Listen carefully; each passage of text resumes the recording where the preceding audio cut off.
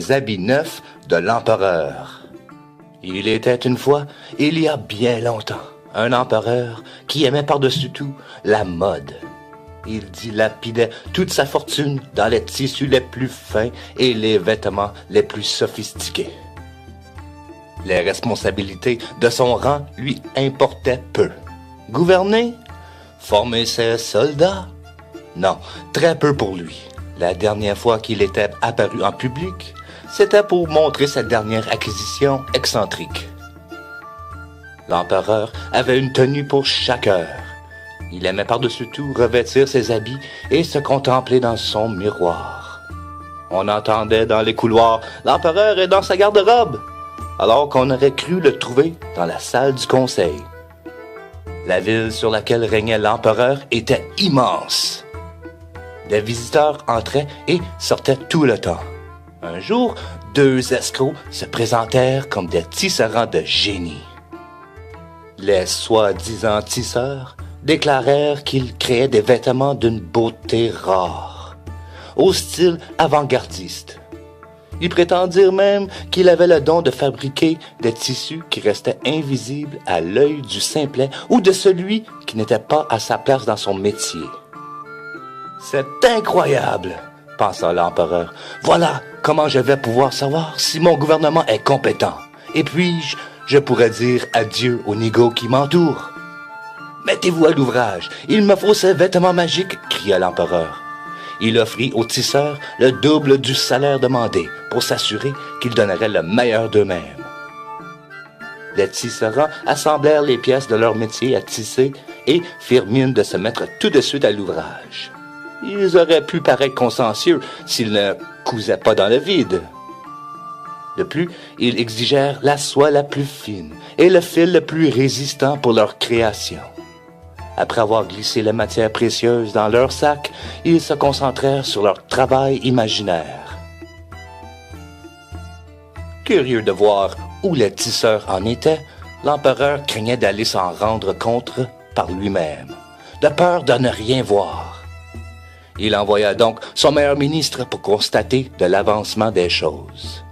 L'empereur aurait ainsi le loisir de découvrir si ce dernier méritait d'être son favori.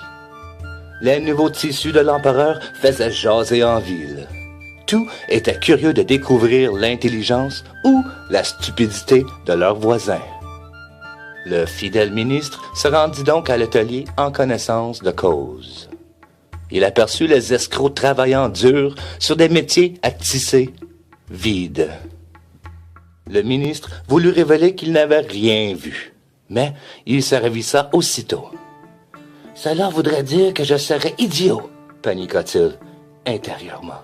« Impossible, je vais dire que tout avance bien, sinon je risque de perdre ma place. » Les tisserands virent le visage du ministre se décomposer. « Alors, qu'en pensez-vous? N'est-ce pas magnifique? » demanda l'un d'eux. Le ministre s'éclaircit la voix et s'extasia. « Bien sûr, c'est sublime, tout à fait exquis. Je dirais même plus un vrai travail d'artiste. » Les imposteurs étaient très fiers d'eux. Ils retournèrent à leurs tâches imaginaires, car c'était tout un art de faire semblant d'effectuer des réajustements minutieux sur des vêtements. Nerveux et encore sous le choc de n'avoir pas su voir les vêtements en préparation, le ministre se ressaisit et alla trouver l'empereur. Il lui rapporta que les tisserands avançaient à toute allure et que ses tenues allaient sûrement être bientôt prêtes. L'empereur fut enchanté de cette nouvelle et il ne put se retenir bien longtemps avant de renvoyer quelqu'un pour un nouveau compte-rendu. Il choisit un autre ministre pour l'occasion, ce qui allait lui permettre de savoir ce qu'il valait. Pendant ce temps, les tisseurs demandaient toujours plus de soie, d'argent et de fil d'or. L'empereur ne leur refusait rien, surtout depuis que son cher ministre lui avait confirmé que tout avançait pour le mieux. Les escrocs se remplissaient avidement les poches. L'autre ministre, mandaté pour rendre visite aux tisserands, se présenta. Ce fut le même scénario, et il arriva à la même conclusion. Mieux vaut se taire que perdre sa place. Il déclara donc avec enthousiasme qu'il n'avait jamais vu de parure aussi recherchée. Maintenant que l'empereur était rassuré par ces 2 rapports, il décida qu'il était temps de se rendre lui-même à l'atelier. Il arriva escorté par les 2 ministres qui avaient menti.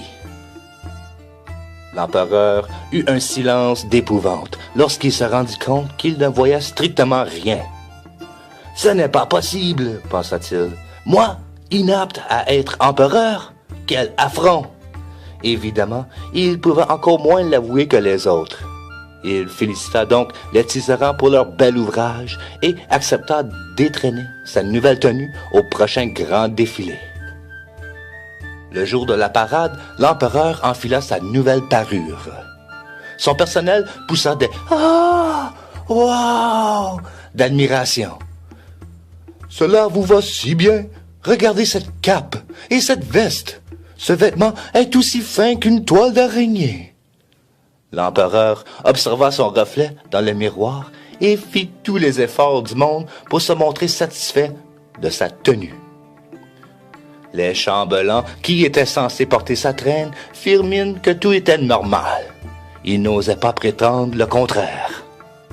Au passage de l'empereur, chacun s'extasia devant la finesse du tissu. Que pouvaient-ils faire d'autre?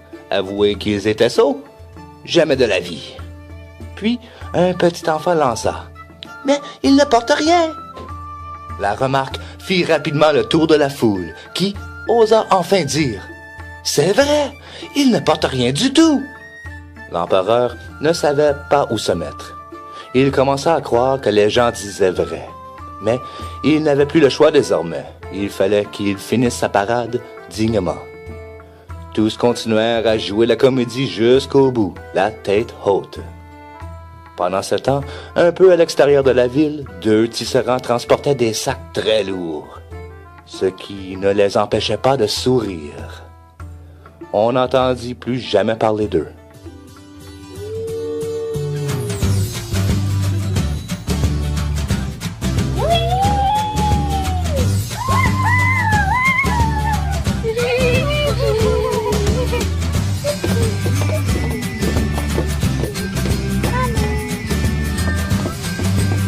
J'espère que tu as aimé cette histoire. Tout à fait.